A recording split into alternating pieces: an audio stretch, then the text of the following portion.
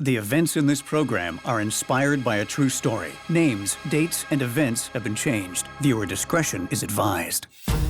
Coming up on Bizarre Murders, a young woman with great potential, connected to three men with hidden agendas, and a whodunit high-tech investigation reveals how a half-baked fresh start can lead to getting burnt.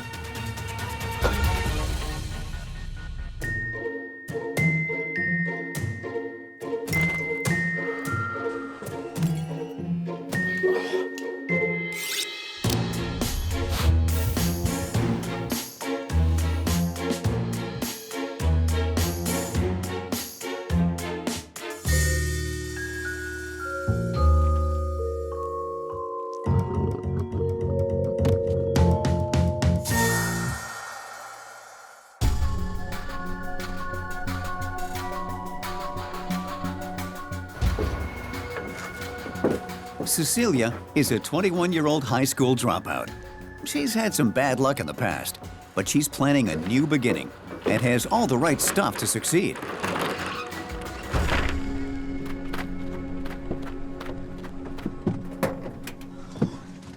Right? Yeah. Judd has been Cecilia's close friend since high school. He knows what she's been through, and through it all, he's been there for her.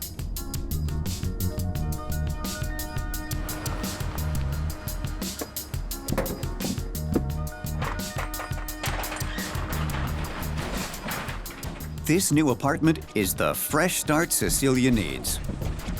Hi, guys. Hi. Hi. I'm Mateo. Nice to meet you. I'm your new neighbor. Cecilia. Cecilia, nice to meet you. That's Judd. Nice to meet you, Judd. You guys need a hand? Yes, do you mind? Cool, yeah, no worries. Mateo's warm welcome is icing on the cake.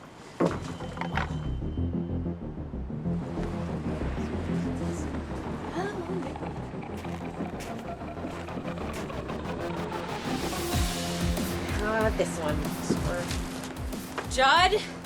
Judd, for real? But then Dylan, Cecilia's ex-boyfriend, makes a surprise appearance. Get out of here. You get out of here. What the hell's your problem? He's the reason she needs a fresh start. You punk! That's what you get. Yo! What are you doing here? It's a long time. What are you doing here? What am I? Cecilia was 16 when she met Dylan, your typical bad boy. You're supposed to be with me. What the hell are you doing? Cecilia, is this guy bothering you? No, he's not. You're bothering me, bro. Soon, she was hanging out with the wrong crowd, skipping classes, and eventually she dropped out of school. This is the punk you with now? Is that what's up? They moved in together, but it was more of a nightmare than a fairy tale. You need to get out of here. Who is that anyways? None of your business. It's been 5 years since Cecilia made that mistake, and try as she may, it seems to be following her. At the FBI, we take it very seriously that 1 in 4 women in the United States have been the victim of severe physical violence. Even worse, 1 in 3 women who is a victim of homicide was murdered by her current or former partner. Dylan, you gotta go. Let's just have a talk about it. I'm gonna call the cops, okay? Call the cops for, girl? I'm going to call the police. So go! Go! Oh, I'm sorry. You all right, man? You okay? Who was that guy? Nobody. Honestly. This is what we call a cycle of abuse. More often than not, women in her situation won't call the police. And usually, that ends badly. All right, you guys can put that wherever you want. Despite the fiasco on her first day in her new apartment, Cecilia is still determined to put it all behind her. Wait, I just want to say thank you. Hey, no problem. Thanks Nice to meet again. you. Yeah. You're wonderful. Okay, cool. Thanks. And she has willing help close by from her very friendly new neighbor, Mateo. Which doesn't thrill Judd. In the days that follow, Cecilia settles into her new digs.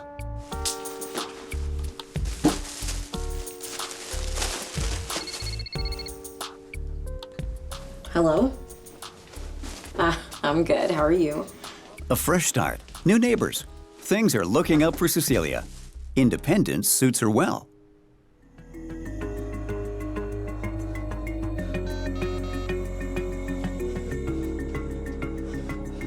I need an ambulance. My friend's been attacked. Hurry!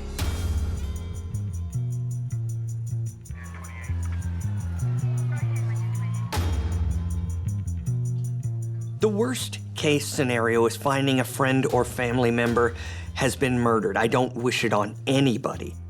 But if it happens, the most important thing to do is to call 911 and please don't disturb the crime scene. There's only one way in and one way out of this bathroom, and it's a bottleneck for evidence. Using specialized tools, investigators scour the crime scene, uncovering evidence that is present but invisible to the naked eye. The best thing you can find at a crime scene is the proverbial smoking gun, but a piece of evidence left behind by the killer that ties them directly to the crime. It's fingerprints, DNA, blood. Those are all crucial. Jackpot. Detectives note that these prints are barefoot and that the smears appear to be from a cleaning attempt. Fingerprints have all sorts of unique loops, swirls, and ridges, and they can be used to identify crooks. You know, your feet have the exact same thing. Either way, cops love prints. Detectives find extensive blood spray on both the walls around the tub and on the floor. This tells me she was alive at the time her throat was cut, because the spray is caused by the high pressure of her blood, which isn't there if you're not alive. The body was found partially clothed and placed in the tub. This tells me that there was probably an assault, and likely the killer wanted to humiliate the victim. Every bit of evidence tells a story, and these are adding up. Blood in the hallway, on the counter, in the bathroom, a sloppy murder scene, which means it wasn't planned, and of course, the random hot dog buns. This is all trending towards a crime of passion. What it tells me is that we're looking for a killer that knew Cecilia. Right away, with that information, the playing field of suspects is really gonna narrow. 2 weeks after breaking away from her abusive boyfriend and moving into her own apartment, Cecilia is found murdered in her bathtub. Police know that Cecilia struggled with her attacker. She likely yelled. So they turned to people who live close by. Were you aware that your neighbor Cecilia was murdered on the 15th? Oh my God, no. Oh my God. You do know Cecilia? I met her one time when she moved in, the day she moved in. But when asked if the couple had heard anything like screaming or signs of a struggle, We were all sleeping. Yeah. Yeah. a dead end. Anybody else that might know her? Actually, there was Her boyfriend. ex-boyfriend. Yeah, her ex-boyfriend Dylan. I think that's what his name. There was the day she moved in. He actually showed up and started arguing with her, and actually punched one of her friends in the stomach. After hearing about Dylan's altercation with Judd, the detective leaves with both Judd and Dylan on his list of suspects. What you wanted? Had what you wanted, bro? Forensic evidence of blood sets the date of the murder as November 13th, sometime between 9 p.m. and 3 a.m. And Cecilia's good friend Judd, who called 911, is one of the suspects. Been attacked. Hurry! Mateo is also a person of interest because he had access to the victim. But with his history of violence against Cecilia, Dylan is the prime suspect. How well did you know Cecilia? That was my girl, man. We were together for like 4 or 5 years. Dylan fits the profile and is certainly guilty of a lot. Where were you on the night of the 15th, between 9 p.m. and 3 a.m.? I was out with friends. These 2 girls I know from college. Man, you need to stop wasting my time and find the dude who did this. While police attempt to corroborate Dylan's story, they bring Mateo in for further questioning. What happened during that altercation on the day she moved in? This guy's like really violent, aggressive. He's yelling, he's screaming, and he ends up punching Judd in the stomach and runs off. If you don't mind, we'd like to take your fingerprints. My fingerprints? Why? I barely knew her. I was in the house once. With no clear killer emerging, the police also want to hear more details from Judd. Tell me about the day that you went by Cecilia's house and made the phone call. I got really worried that she wasn't answering my call. Cease, it's Judd. It's like the 20th message I've left you. Where are you? Give me a call back.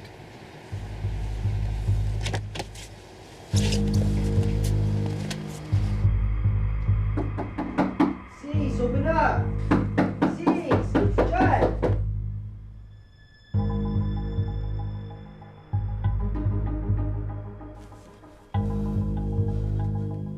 Cease? Why would you break in? I looked in the window and I saw a mess. Cease? I felt in my stomach that she was in trouble and I had no choice. I had to break in. You hear? Cecilia! And once I was inside, I walked to the washroom.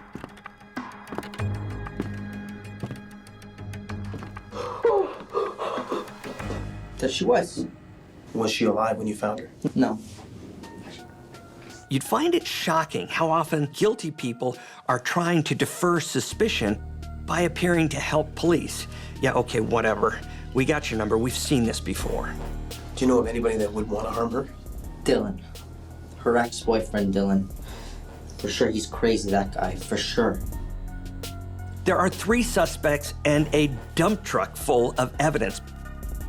But between the random buns and the guys in her life, how do investigators make heads or tails of any of this? These 3 guys all had contact with the victim within 4 days of her death. 2 of them had personal relationships with her, while the 3rd lived right beside her. This is a whodunit, and in cases like this, we use the process of elimination. We're not adding suspects, we're eliminating them. Just line up the ducks and eliminate them using facts until there's only one left. Investigators discovered Dylan's alibi is airtight. He was out drinking with 2 college co-eds. He's off the hook. So now they turn to Judd. Investigators have a problem with Judd's story. How does a 165-pound man slip through a tiny window and not disturb anything on the kitchen counter? So they take him back to the scene of the crime in order to corroborate his claims.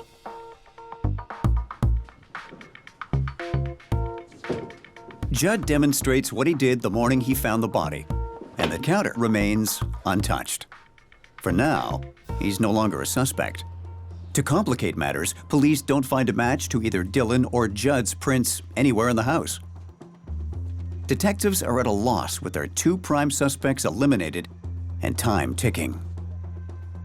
If you don't nail down a case in the first 48 hours, the chances of it ever being solved get pretty slim. But then they catch a break. Forensics find a match to the bloody footprint found at the scene of the crime. It belongs to Mateo. Now they've placed Mateo at the crime scene. They've caught him in a lie. I was in the house once. He has graduated to prime suspect. It's not a lock, but it is definitely time to have a 3rd conversation with the friendly neighbor next door. Mateo is brought in for another round of questioning. We found your footprint in the hallway. Police confront him with the matching footprint evidence. Obviously shaken, he gives detectives a complete flip-flop of his original story. Okay, look, man. I was with Cecilia the night before she died. Mateo claims that he and Cecilia have been having a bombshell affair for the past couple of weeks that started right after she moved in. That night, we had a couple drinks, we made out a little bit, and then I left. I swear I didn't kill her. The next morning, I snuck over to her place to surprise her. Cecilia. Hey, Cecilia. He had visited for another morning tryst when he found her dead in the tub. I panicked. There was blood everywhere. So I ran home, scared. Well, I realized I left bloody footprints in the hallway. So I ran back and cleaned them up. I was just scared, but I didn't kill her. He claims that's how his prints got in the hallway. So why didn't you report the body? It's my wife, man. I didn't want my wife to find out about the affair. One more shoe drops in Mateo's perimeter. What can you tell me about this? This is a long time ago, man. I'm a different person. They found that he has a domestic abuse conviction against him, but it was in another state, which is how it was missed on the routine check. And this is part of the reason why I didn't call, because I knew I would be a suspect. Game changer. This is a big deal because if you've got one conviction for violence against a spouse, you've probably done it a lot before it got bad enough to have your wife turn you in. This guy has a proven violent temper, and he's not afraid to take that out on women. I swear I didn't kill her. Police think they're looking at their guy, but they don't have enough conclusive evidence to lay a charge that will stick. They're forced to let him go, but under the order that he's not to leave town. Instinct is telling me this is the guy. Here's the hitch, and it's a big one. Just because they have his footprint doesn't mean they have him for committing murder. He hardly knew her. Why would he kill her? This guy could skate on reasonable doubt. This one footprint only places him at the scene of the crime. They need to place him in that bathroom at the time of the crime. The detective combs over the evidence again, but this time with nothing but Mateo as their prime suspect. While reassessing crime scene photos, he notices something odd about one of the hot dog buns. It looks like half of the bun has been squashed down, unlike the other buns. The bun is rock-hard stale, and when detectives dust the squashed half of bun number 3, a very clear partial footprint reveals itself. This is where the investigation goes from pretty weird to totally bizarre. The bun is now rock hard. You know how they get after a few days. In order to have made a clear footprint, the perpetrator would have had to have stepped on the bun when it was perfectly fresh and soft. That means the owner of the footprint on the bun was in the bathroom when the buns got dumped out from their bag during the crime. That person stepped on bun number 3, leaving behind their footprint. Signed, sealed, delivered. Scene of the crime, time of the crime. All that has to be done now is find whomever belongs to that footprint, and they are baked. The detective uses 3D scan overlay technology on Mateo's footprint and the bun print to establish if they are in fact identical. These guys have a slam dunk with this evidence. Really, this is all over except for the whining. Mateo, we have your footprint that places you in the bathroom at the time of her death. We have a search warrant to search the rest of your house. All I did was knock on her door.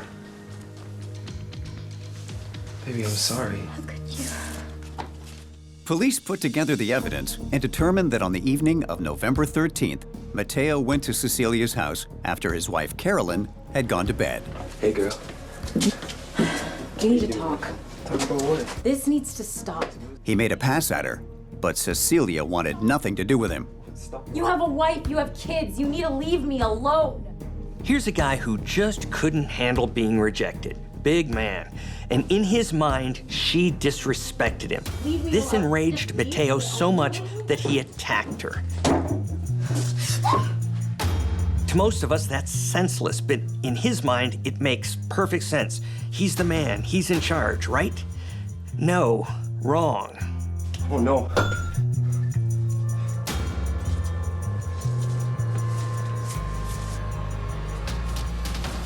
Mateo dragged Cecilia to the bathroom,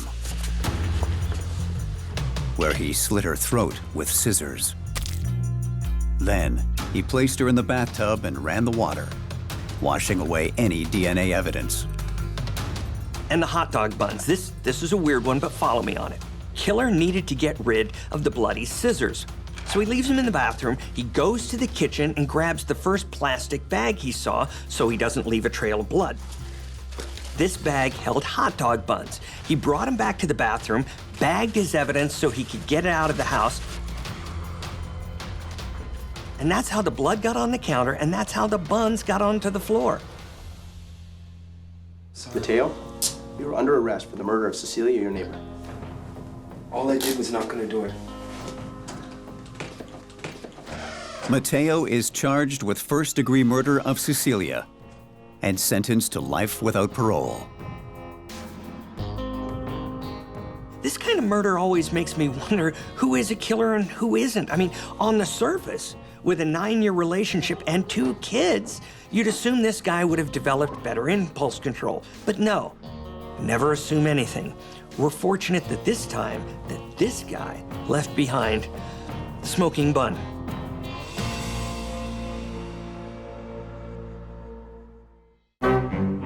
Nope. On this episode of Bizarre Murders, Hi.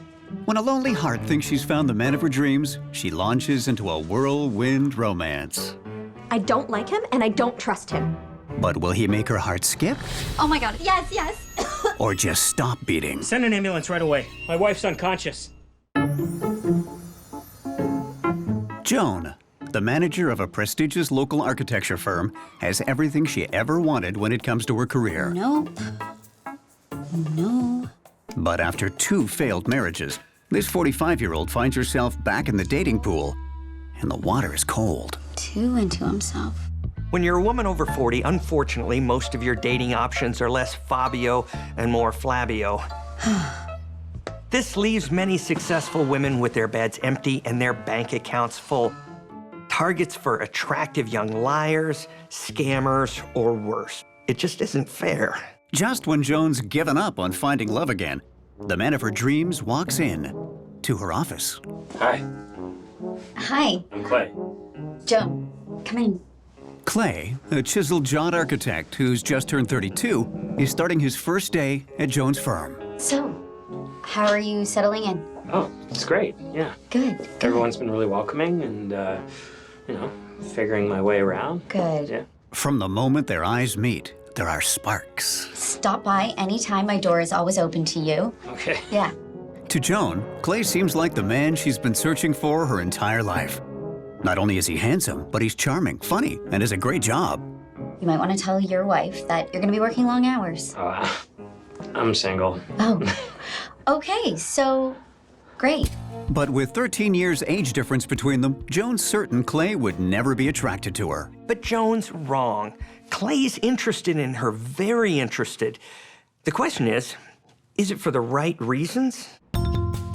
When Clay makes his desires known, Joan is more than receptive. Before long, the couple is inseparable. This is the first time in her life that Joan feels really loved in every possible way. In a few short months, she's gone from giving up on relationships to living the life of a romance novel heroine. And she's eating it up. So he's from the Midwest. And where was he before he was at your firm? I'm not sure. We just haven't made that far in the conversations. But I can tell he's really, really, really good guy. And how can you tell? Not everyone is happy about the relationship, though, including Joan's best friend, Lena. This is moving way too fast. Why don't you just slow down? Make sure that it's really right this time.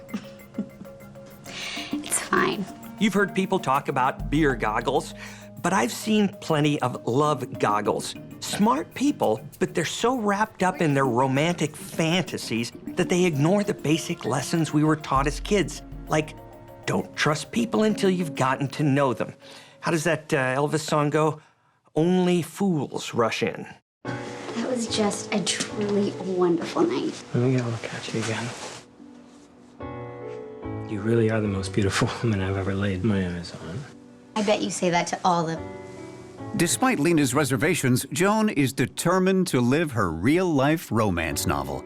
And in 3 months, she moves on to the next chapter. Will you marry me? Of course, yes, yes. 2 months later, the couple is married in a small ceremony attended by their closest friends.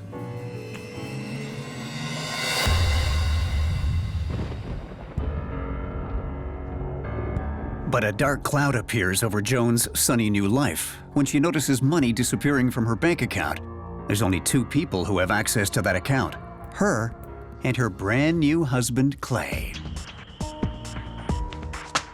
What is this? These are my accounts. Joan, I can explain this. Yeah, you better. Clay confesses to taking the money. I'm paying child support. What? but says he only did it to support his 2 children from his 2 previous marriages. I've made some bad decisions in my past, but that's what it is. It's the past. Joan, I love you. You're the one I want to be with. Joan forgives Clay, and he swears to never betray her trust again. I've lost count of how many times at the FBI we'd see kind, generous, beautiful women desperate for attention being swept away by boy toys who take them for everything they've got. I mean, if it's too good to be true, it is. In my experience, no matter how much these guys swear you can trust them, the situation almost always ends in tears. If you're lucky. You are his wife now. Don't you think your entire relationship being based on a lie is a little bit of a problem? I don't like him, and I don't trust him, and I don't know what you don't get about that. Not everyone is as forgiving as Joan. You can't trust the guy. He lied to you. When Lena hears what Clay's been up to, she seizes on it as proof he's a bad guy. You don't know him like I know him.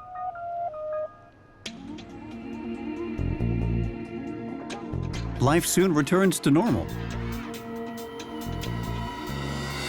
Until...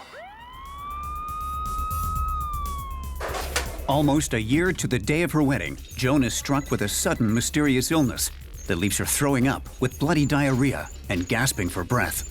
By the time Clay races her to the hospital, her organs are already failing. How are you, Joan? You feeling okay? Clay stays by his wife's side as puzzled doctors run a battery of tests trying to determine what's happened to the normally vibrant Joan. Do you think you could just give us a few minutes? Joan's close confidant, Lena, requests a moment alone with her friend. I just need to see my friend alone for a few minutes. I'm sure you can understand that. Right now? Yeah, right now. Clay is hesitant, It'll be fine. but finally agrees, telling Joan he'll be right outside.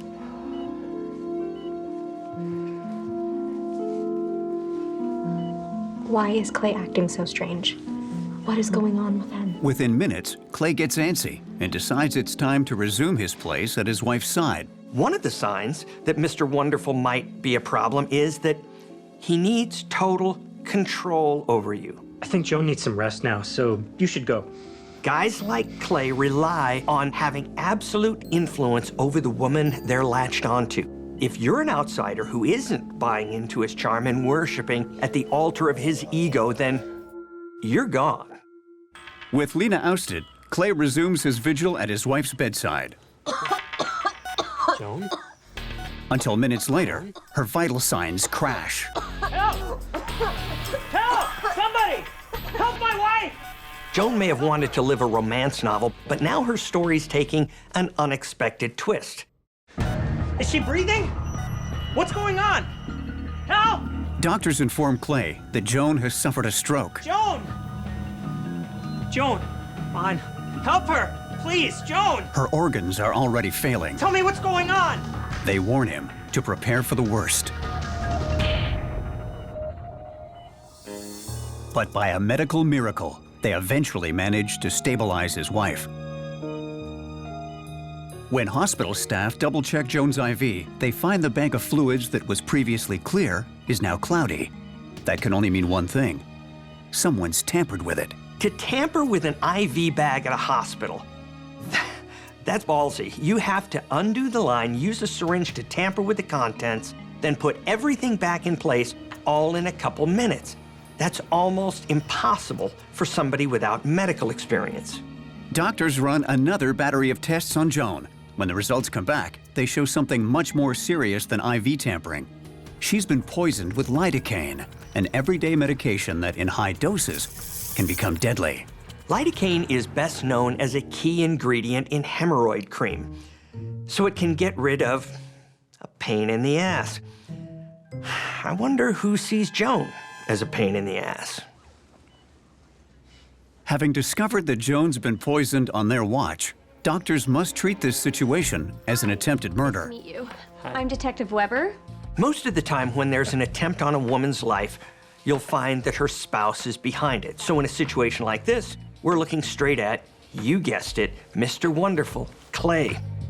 And unlike Joan, we're not focused on his pecs. But Clay's not the only one who has access to Joan. You've got doctors, nurses, orderlies, candy stripers. Even Lena has to be considered a suspect, she was alone with Joan. You've heard everybody's a suspect, but it's true.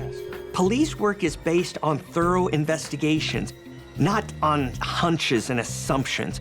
We leave those to psychics and armchair detectives. And let me tell you, our solve rate is much, much higher than theirs. I'm wondering if either of you have seen anybody other than hospital staff in this room. No. No one. With no hard evidence to narrow the pool of suspects, and with Joan saying she wants to forget the whole incident, Detective Hannah Weber is forced to drop her investigation before it's even begun. Thanks for your time. Thank you. When Joan is eventually released from the hospital, Clay attends to her every need. And once Joan's back at work, Hey, babe. Clay, ever the doting husband, only becomes more protective. Do some salad. Oh yeah, Clay's right in there protecting Joan from her friends, her coworkers, the police, anyone who could challenge her rose-colored view of him. Thank God for Clay. Just when Joan is finally getting back to her old routine, she lands in another hospital with the same old symptoms: vomiting, bloody diarrhea, and difficulty breathing. Once again, Clay runs to her side. Once again, her IV turns cloudy. And once again, doctors discover that she has been poisoned with lidocaine. Well, that narrows the suspect pool because one hospital could have a homicidal staff member going around poisoning patients. I mean, it happens, but it's rare. Two hospitals with would-be killers trying to murder the same patient with the same poison? That only happens in movies, the really bad ones. When hospital staff get in touch with Detective Weber, she knows what she has to do. I'm going to need you to step out of the room. Detective Weber bans everyone but essential staff from the room. You too, ma'am. And posts officers to stand guard over Joan. Detective Weber interviews Joan alone so she can speak freely. How are you feeling? But Joan refuses to cooperate with the investigation. Do you know if your husband has been in this room the entire time? My husband has nothing to do with this. So Joan is clearly still drinking Clay's Kool-Aid. The investigators would be better off talking to Lena. She's not buying what Clay is selling. With the investigation once again stalled, Lena decides it's time to take matters into her own hands. Late one night, she sneaks into Clay's office. Lena discovers a series of life insurance policies, all taken out on Joan, with her husband Clay as the sole beneficiary. Come on, is anybody really surprised by this? I didn't think so. Certain she's found the proof she needs to expose Clay, Lena again confronts Joan, life insurance policies in hand. Joan is hesitant, but agrees to speak with Clay about the policies that night. Clay? Can you come here a minute? What is it? What are these? They're insurance policies. When Joan questions her husband about the policies, he claims he has to protect himself and his children in case anything ever happens to her. Protect them from what? His cash cow drying up? This guy is a real piece of work. Honey, you haven't been well. What if something happened? I mean, this is what couples do.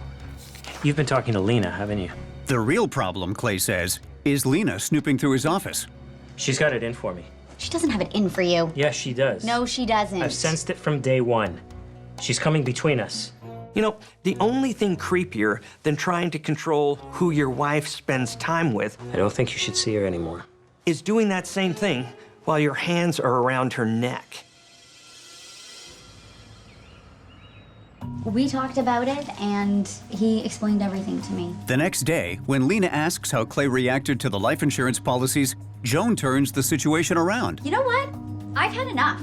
Yeah, me too. No, I've had enough of you. Get out. I'm over this. Get out. By this point, it's obvious to everyone, except Joan, that Clay has it out for her. But she's determined to follow her heart. even if it kills her.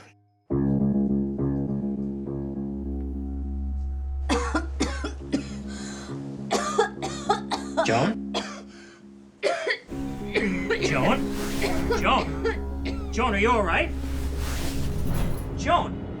Joan?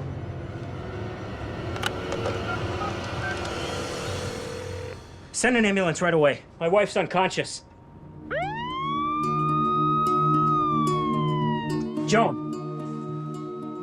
Joan? Joan, stay with me. Joan arrives at the hospital not breathing and with no pulse. Despite their best efforts, doctors are unable to pull off yet another miracle. Within minutes of her arrival, Joan is pronounced dead. When Joan's fantasy romance takes a deadly turn, Detective Weber's determined to smoke out the killer. Hi, yeah, it's Detective Weber. She immediately orders an autopsy. When the results come in, they reveal Joan's cause of death as nicotine poisoning. Okay, something's not right here. Something's bizarre. You've got a non-smoker who's turned up dead from nicotine poison. In all my years with the FBI, I've never seen anything like it. The investigation gets more bizarre when the coroner finds an unexplained mark behind her ear.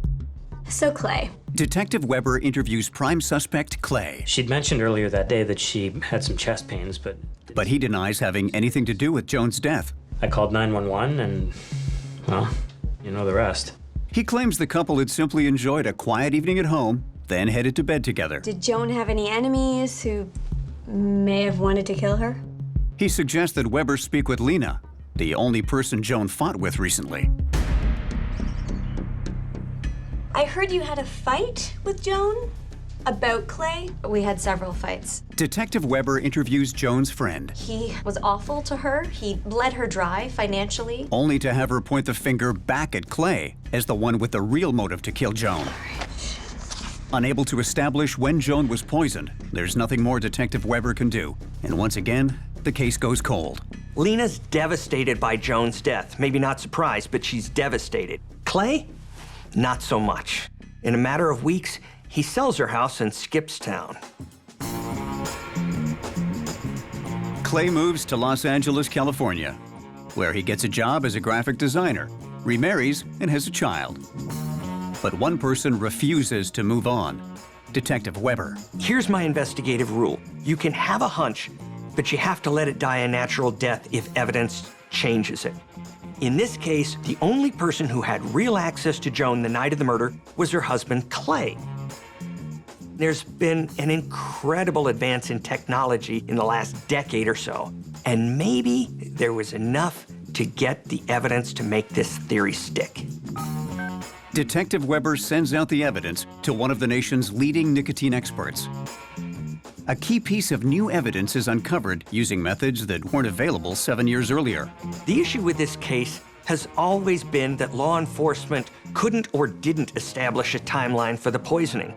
Well, we finally got one, and that's all they need to nail that guy.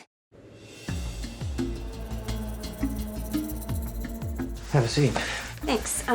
Thanks for seeing me again. No problem. I'm here because we got the toxicology report back on your wife's death, and I have a couple questions based on the results. Toxicology report. Clay still claims that he and Joan spent the evening together, then went to bed.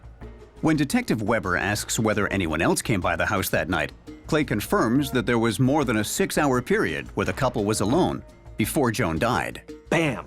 Clay may not know it, but he just gave himself up. You see, the nicotine expert gave a timeline. It says the poison was administered 30 minutes before Joan's death, and Clay's just said he was the only one with her at that time. See ya, Clay. Clay's statement and the medical expert's timeline can only mean one thing. After Joan went to bed that fateful night, her husband stayed up and prepared a lethal concoction by meticulously emptying out an entire pack of cigarettes and emulsifying the dried tobacco into a liquid substance. As for how he administered it, do you remember that unexplained mark behind Joan's ear? When Joan was at her most vulnerable, her supposed dream man gave her a deadly shot of nicotine and then climbed into bed and waited for her to die. That amount of nicotine doesn't sound like a lot, but for a non-smoker like Joan, 1 pack would do the trick. To ensure his plan worked this time, Clay waited until Joan was too far gone to be saved before calling 911 and performing CPR. He thought acting like the perfect husband would throw police off his trail, but we know that trick. Send an ambulance right away. Just because someone helps the victim doesn't mean we stop looking at them. I mean, if anything, we look harder since they all had the access needed to kill. Why do they keep thinking they're smarter than the police? When investigators looked into Clay's past, they discovered he didn't just lie about murdering his wife, but about everything, including his degree in architecture. Will you marry me? Of course, yes. The whole dream relationship had been fake too. Clay hadn't fallen for Joan, just her bank account. When her cash started to dry up, Clay took his plan to the next level. As soon as Joan was worth more to Clay dead than alive, he rewrote her story, going from a sexy romance to a murder mystery. After twice failing to kill Joan with lidocaine, Clay changed the drug of his choice to nicotine and discovered that when it came to killing Joan, 3rd time's the charm. Certain he got off scot-free, Clay cashed in Joan's life insurance, quit his job, and left town, rich and ready to start over. As for Lena, she was right about everything to do with Clay and had only been trying to save her friend from the clutches of a dangerous charlatan. Here's a strange thing about human nature that you see specifically in this case. Despite continued overwhelming evidence that Clay was using and abusing her, Joan just couldn't or wouldn't see it. She wanted so badly to be a romance novel heroine that she bought into the wrong man. You know what he bought? He bought an insurance policy on her life.